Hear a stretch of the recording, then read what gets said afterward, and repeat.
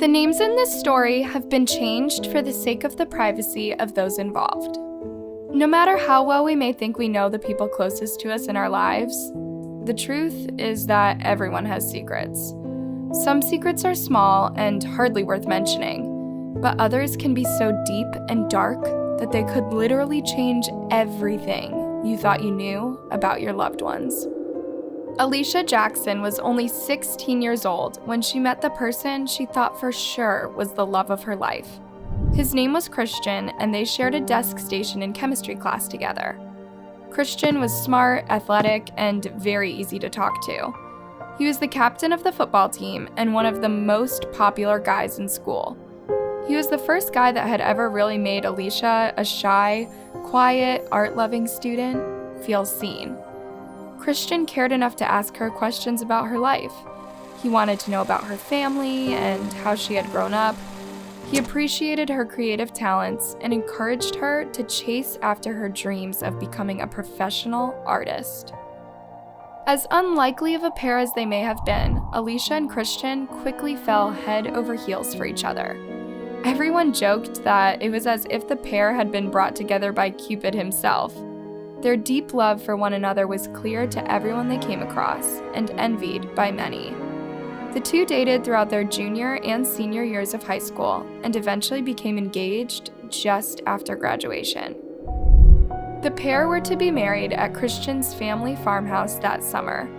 Practically the whole town was invited, and in the days leading up to the event, nearly everyone was chattering in excitement about this special day. Alicia picked out the perfect dress, and her mother helped her make the most beautiful decorations to arrange at the ceremony. Every single detail was thought of to make sure that the day was as perfect as possible. When the day of the wedding arrived, Alicia woke up extra early due to her excitement. The sun was shining bright, and she knew it was about to be the best day of her life. She spent hours getting ready alongside her bridesmaids, carefully curling her hair and making sure her makeup was just right. During this time, she hadn't seen or spoken to Christian. This wasn't something that surprised her. She knew it was bad luck to see her groom before the wedding, so she hadn't expected to see her husband until she met him at the altar. But as the hours ticked by, and it got closer and closer to the time the wedding was set to start, Alicia couldn't help but notice that the people around her seemed to be anxious. There was a sort of whispering, and she got the sense that something was going on that she wasn't supposed to know about. No matter who she asked, nobody was willing to give her an explanation.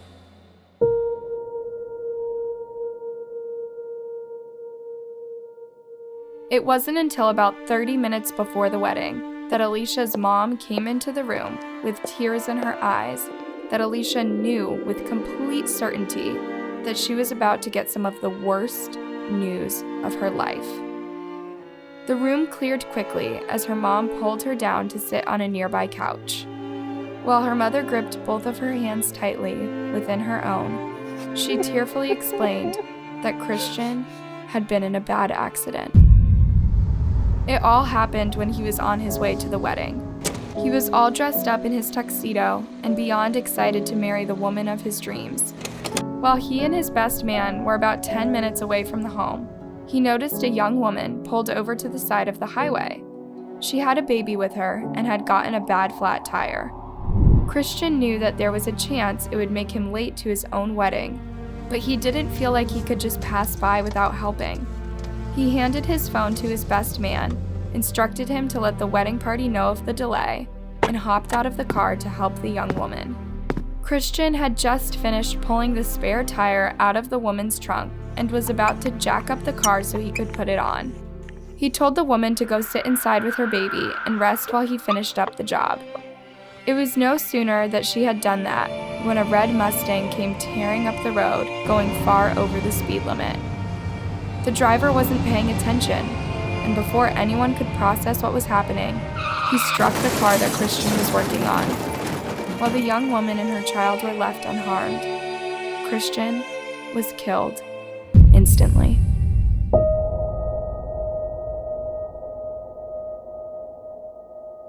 The grief that hit Alicia that day and throughout the next decade was unmatched. She felt as if the person she loved the most and was meant to be with her had been stolen from her. For years, she withdrew from those around her. She didn't want to face their sympathetic faces or discuss what her life had become. She refused to speak about the accident and kept mostly to herself. She believed that nobody could understand what she had been through, and she didn't think she could ever fall in love again. She had no interest in dating and was sure she would be single for the rest of her life. By the time Alicia turned 30 years old, her thoughts about love hadn't changed, and she still felt the same way about marriage. Her closest friend, Serena, had just gotten engaged.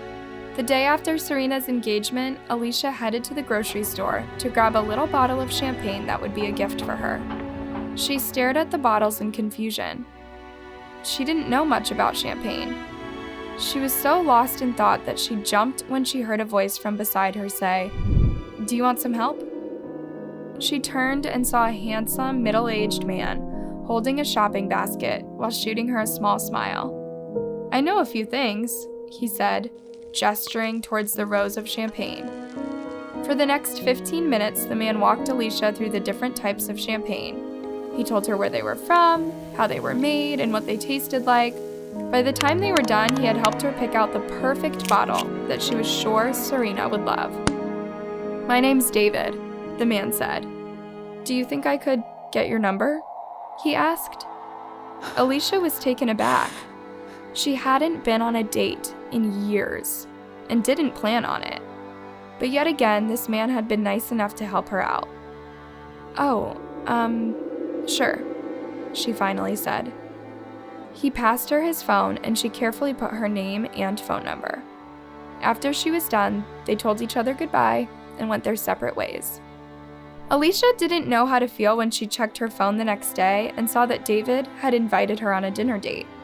On one hand, she had sworn that after what happened to Christian, she would never go on another date again. She just couldn't stand the thought of ever getting hurt like that again. But on the other hand, she found herself truly wanting to see David again. There had been a spark between them that she couldn't ignore. Finally, she texted him back and said she would go. The next evening, David picked up Alicia and they went to dinner at a cozy Italian restaurant. They sipped red wine and shared lots of laughter over their meal. The conversation flowed easily between them, and for the first time in a very long time, Alicia realized she was having fun. She could see a real future with David.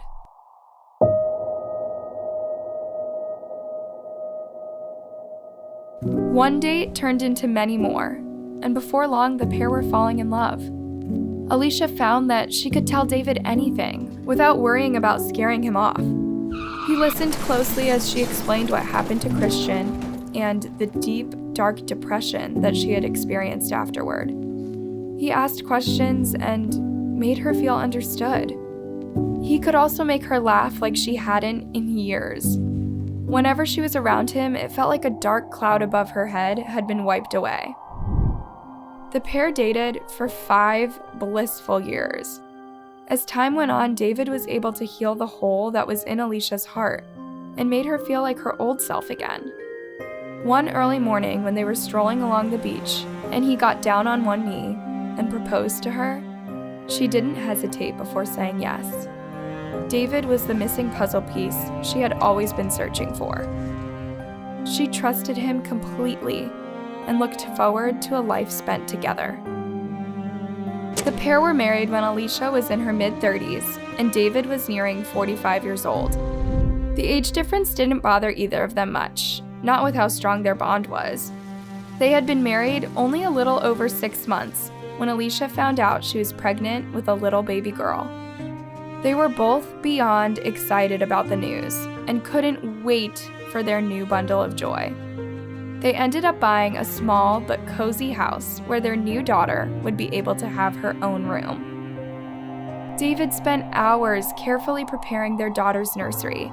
He hand-painted flowers on the walls, put together the crib, and helped Alicia stock the closet full of tiny outfits his daughter would one day wear.